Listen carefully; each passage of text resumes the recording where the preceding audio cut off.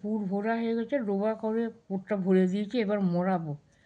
এই যে এইভাবে মুড়িয়ে, আপনারাও এরকম মুড়িয়ে নেবে, এইরকম দ্বারা পাক দিয়ে মুড়িয়ে দেবেন, দেখবে পুরও খুলবে না, আর তেলটাও হবে না, নষ্ট হবে না। এই পুরগুলো, এটা মটরশুঁটির কচুরি। একদম সব এইরকম দ্বারা করে করে দিতে হবে, তাহলে কিচ্ছু খুলবে না। আপনি বেলবেন এইদিকে তেল দিয়ে, আর খুলবে না মটরশুঁটির নইগুলো, কচুরি। আর এই একটু ছাই আছে, আবার একটু করে নেবো পরে। মটরশুঁটির কচুরি হবে রাত্রিতে, তার সঙ্গে আছে রসগোল্লা। একবার এমন করছি, কিচ্ছু বেরোবে না, এরকম আপনারাও করবেন। আর যারা নতুন আসছেন আমার রান্নাঘরে, তারা অবশ্যই যেন সাবস্ক্রাইব করবেন। একটু টেনে বড় বড় করে বেললে পারে, নইগুলো তো বড় আছে, যার জন্য একটু বড় করে বেলতে হবে, তাহলে পাতলা হবে।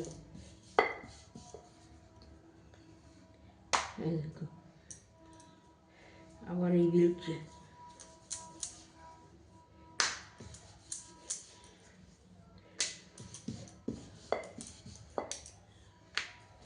আস্তে আস্তে বেললে পারে আলুই বেলা হবে, তাড়াহুড়া করে মোটা মোটা হয়ে যাবে।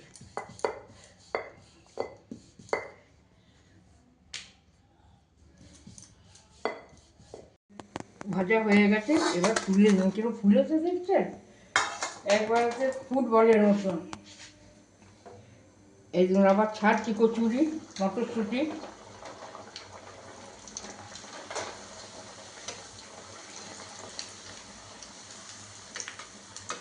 কীরকম ফুলে উঠছে দেখুন, মাথা বেলা ভালো হলে ফুলবে। এই দেখুন, এবার তুলব।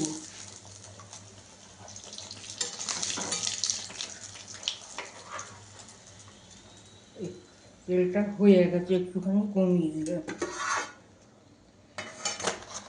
কীরকম হয়েছে তোমার রসগোল্লা, ঝোলা খেজুর গুড়।